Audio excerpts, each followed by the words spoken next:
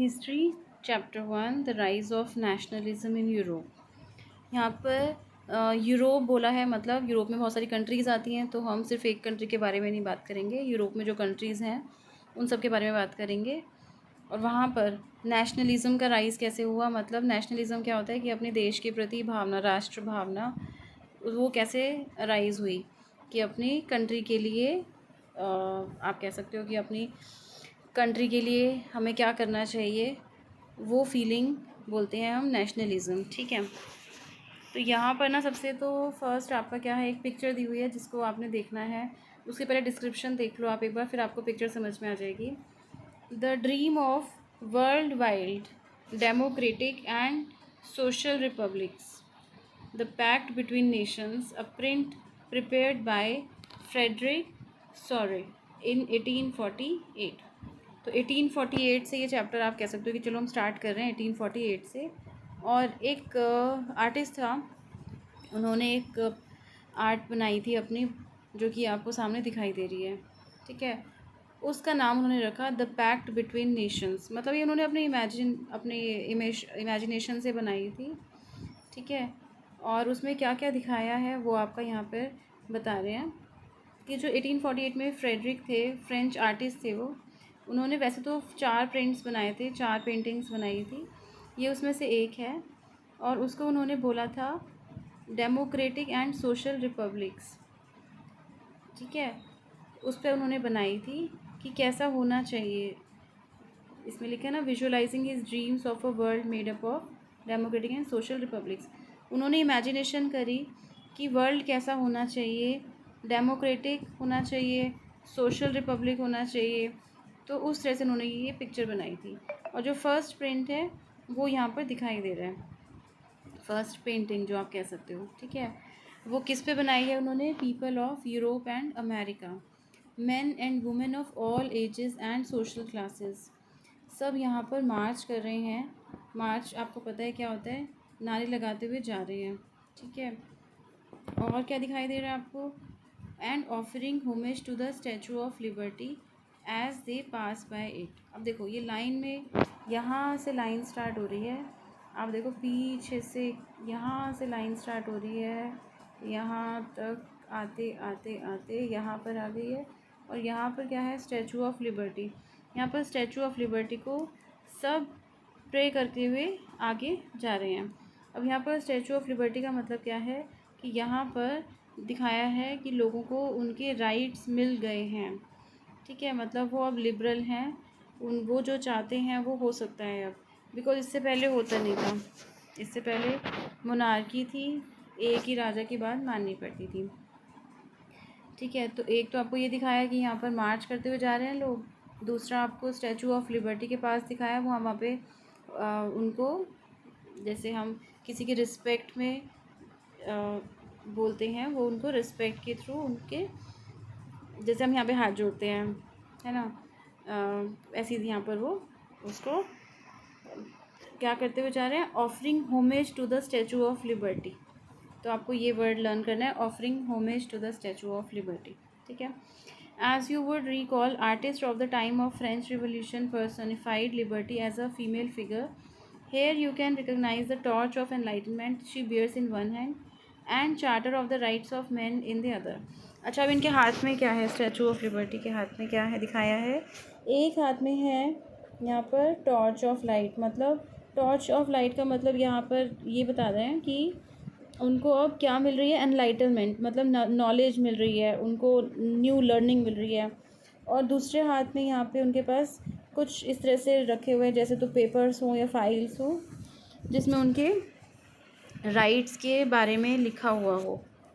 ठीक है, then on the earth in the foreground of the image lie the shattered remains of the symbol of absolutist institutions। अच्छा, यहाँ पर photo में देखो नीचे ज़मीन पे क्या दिखाई दे रहा है आपको, यहाँ पे ज़मीन पे बहुत सारे ऐसे ना फटे हुए पेपर्स लग रहे हैं, पड़े हुए हैं, मतलब ऐसे कुछ पड़ा हुआ है यहाँ पे। तो वो क्या है, वो उन्होंने बताया, शैटर्ड पीसेस ऑफ किसके, remains of symbols of absolutist institutions. अब एब्सोल्यूटिस्ट कौन होते थे, अभी तो देखो हमारे यहाँ पे जो गवर्नमेंट है वो प्रॉपर एक इंस्टीट्यूशन बना हुआ है, लेकिन पहले क्या होता था, जैसे किसी के वहाँ पर कोई राजा है वही रूल कर रहा है, तो वो मोनार्की सिस्टम होता था। तो बताया है कि उन्हीं के जो रिमेन्स है वो यहाँ पर टूटे फूटे पड़े हैं, मतलब अब उनको एक अच्छी गवर्नमेंट, मतलब इमेजिनेशन चल रहा है यहाँ पे, वो इमेजिन कर रहा है आर्टिस्ट कि अब सबको एक अच्छी गवर्नमेंट मिल गई है। और जो ये रिमेन्स है ना, वो किसके रिमेन्स हैं, जो पहले यहाँ पे राजा राज कर रहा था उसके रिमेन्स हैं ये, ठीक है। सो एब्सोल्यूटिस्ट का मतलब यहाँ पे लिखा हुआ है, आप पढ़ना, इसका मेन मीनिंग यही है कि जो एक पर्टिकुलर राजा या कोई मोनार्की सिस्टम है वही राज कर रहे हैं, तो वो होता है, ठीक है। Then in sores utopian vision, अब ये सोरेज यही है, फ्रेडरिक सोरे, ठीक है, इन्हीं का नाम है ये। यहाँ पर मीनिंग देखो, यूटोपियन क्या होता है, एक ऐसी विजन जो कि एग्जिस्ट नहीं करती, आप इमेजिन कर रहे हो। तो यही बोला गया है कि उनकी इमेजिनेशन से, उनकी विजन से जो दिखाया गया है, वर्ल्ड के जो लोग हैं वो किस तरह से ग्रुप्ड हैं, as if they are distinct nations identified through their flags and national costumes. देखो यहाँ पर क्या दिखाया है, लोग जा रहे हैं अपने अपने फ्लैग्स लेकर जा रहे हैं, कहने का मतलब है वो इस तरह से दिखाया है कि अब वो एक अलग अलग नेशन बन गए हैं और वो अपने नेशन के फ्लैग्स लेकर जा रहे हैं। पहले क्योंकि ऐसा होता नहीं था, पहले राजा जिस भी अपनी ज़मीन को वो जीत लेते था वो उनकी हो जाती थी, तो ऐसा कोई अलग अलग नेशंस लोगों के लिए होते नहीं थे। लेकिन जब एक प्रॉपर गवर्नमेंट आएगी तो अलग अलग नेशंस, अलग अलग कंट्रीज़ के लोग, उनके अपने अपने राइट्स होंगे, जो कि पहले नहीं था, ठीक है। तो लेकिन इस फ़ोटो में उन्होंने इमेजिनेशन किया है कि अब सबके अपने अपने नेशन के फ्लैग हैं, मतलब अब सब अपनी कंट्री में अपने राइट्स ले सकते हैं। Leading the procession way past the Statue of Liberty are the United States and Switzerland, which by this time were already nation states. अब ये कहाँ से जा रहे हैं उन्होंने बताया है, जो ये लाइन जा रही है ना लोगों की, वो कहाँ से जा रही है, ये जा रही है स्टैचू ऑफ लिबर्टी के पास से, वो कहाँ का, वहाँ पर जो जगह है वो कौन सी है, यूनाइटेड स्टेट्स एंड स्विट्ज़रलैंड, ठीक है। Then France, identifiable by the revolutionary tricolour has just reach the statue. अभी देखो यहाँ पर ट्राई कलर का एक फ्लैग है, वो दिखाया है, बोला है कि ये जो फ्रांस का फ्लैग है ये अभी पहुँच गया स्टैचू ऑफ लिबर्टी पर, ये दिखाया है उन्होंने इस पेंटिंग में। She is followed by the people of Germany bearing the black red and gold flag. अब ब्लैक रेड एंड गोल्ड है, जो ब्लैक रेड एंड गोल्ड ये वाला राइट साइड वाला, ये है जर्मनी का, ये जर्मनी वाले लोग लेके जा रहे हैं। उससे पहले फ्रांस वाले लोग अपना फ्लैग लेके जा रहे थे, अब जर्मनी वाले लेके जा रहे हैं। ब्लैक रेड एंड गोल्ड उनका कलर है फ्लैग का। Interestingly at the time when सोरे क्रिएटेड दिस इमेज, जब ये उन्होंने इमेज बनाई तब जर्मन पीपल जो थे वो डिड नॉट येट एग्जिस्ट, उनका एक अपना अलग कंट्री ही नहीं थी जर्मनी की। जब उन्होंने ये फ्लैग, जब उन्होंने ये पेंटिंग बनाई ना, तब जर्मनी की अपनी कोई कंट्री ही नहीं थी, उस पर दूसरे लोग राज करते थे। लेकिन उन्होंने अपने पेंटिंग में दिखाया कि जो जर्मनी के लोग हैं उनका अपना एक फ़्लैग है। The flag they carry is an expression of liberal hopes in 1848 to unify the numerous German speaking principalities into a nation state under a democratic constitution. उन्होंने इस अपनी पेंटिंग में दिखाया कि 1848 में ये होप है कि जर्मनी के लोगों को अपना अपनी एक कंट्री मिल जाए, ठीक है। अभी वो दूसरे लोगों के अंडर हैं, तो वो ये होप कर रहे हैं इस पेंटिंग के थ्रू कि उनको अपना एक डेमोक्रेटिक कॉन्स्टिट्यूशन मिल जाए जर्मनी को। Following the German people are the people of Austria, the Kingdom of the Two Sicilies, Lombardy, Poland, England, Ireland, Hungary and Russia. उसके पीछे पीछे बताए हैं कौन कौन लोग जा रहे हैं, ये सब उनके नाम लिखे हैं। इन सब कंट्रीज़ के लोग इस लाइन में पीछे पीछे जा आ रहे हैं, ठीक है। फ्रॉम द हेवन्स अबव, मतलब ऊपर से। अब ये आर्टिस्ट जो है वो इतना ज़्यादा दिखाया उन्होंने कि ये भी बता रहे हैं कि हेवन में जहाँ पर गॉड है वो कौन है, क्रिस्ट, सेंस, एंजल्स, वो सब इसके इस यहाँ पर जो है वो सीन में भी देख रहे हैं ये सब।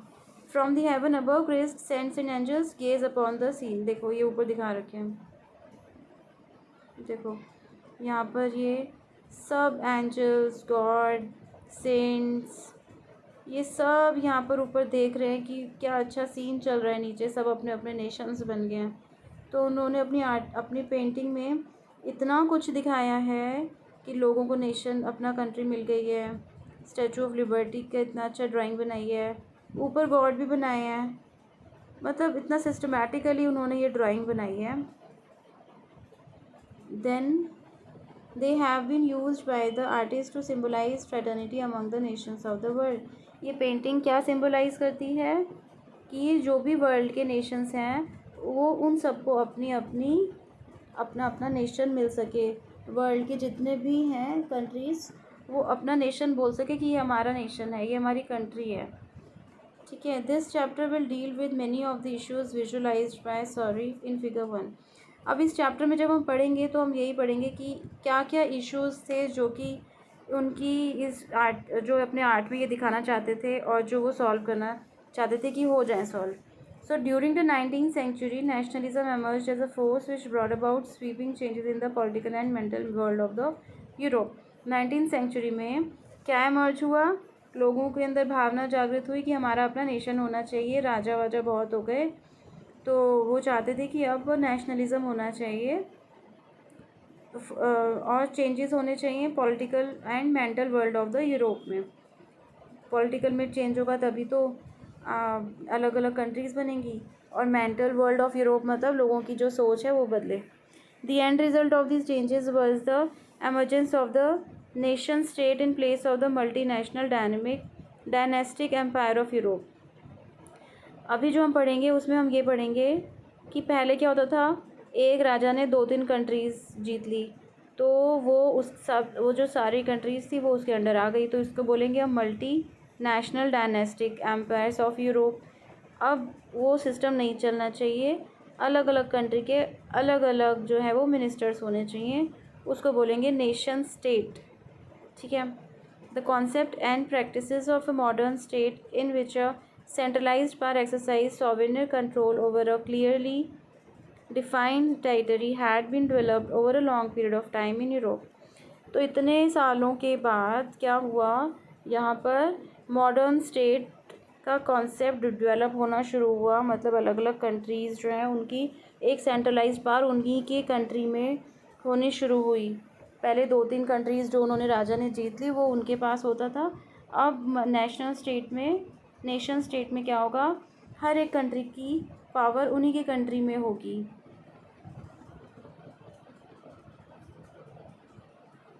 But a nation state was one in which the majority of its citizens and not only its rulers came to develop a sense of common identity and shared history or descent। लेकिन जो nation state है वो क्या है, was one, वो एक होना चाहिए, एक ही होना चाहिए जिसमें कि जो सिटीजन्स हैं, मेजॉरिटी ऑफ सिटीजन्स हैं, and not only it's rulers, सिर्फ रूलर्स उस पर रूल नहीं करें, रूलर्स की जो सिटीजन्स की आइडेंटिटी है उनको राइट्स मिलने चाहिए अपनी आइडेंटिटी के, कि हम कौन हैं, हम कौन सी कंट्री के लोग हैं, वो उनको एक आइडेंटिटी मिलनी चाहिए।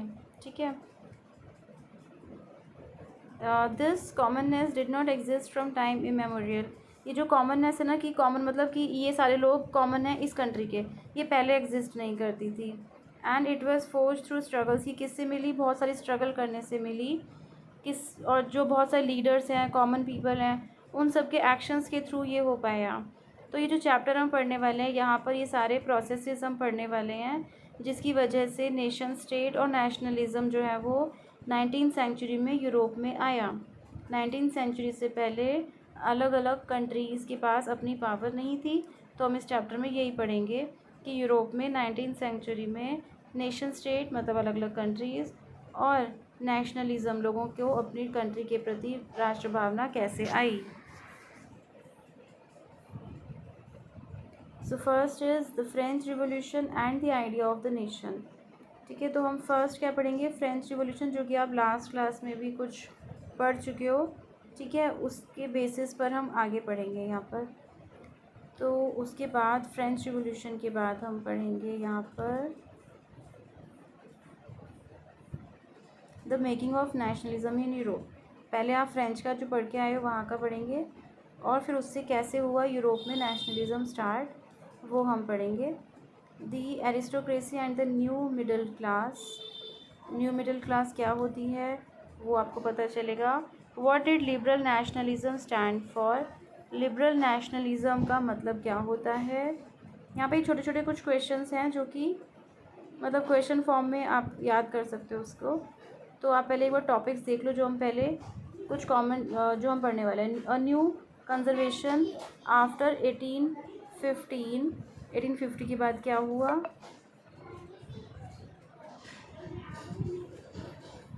देन द रिवोल्यूशनरीज़, कौन कौन थे रिवोल्यूशनरीज़, उनके बारे में यहाँ पर ये इम्पोर्टेंट है, उनके नाम। ठीक है, पहले हम इतना ही पढ़ेंगे नेक्स्ट वीडियो में, उसके बाद हम आगे जाएंगे।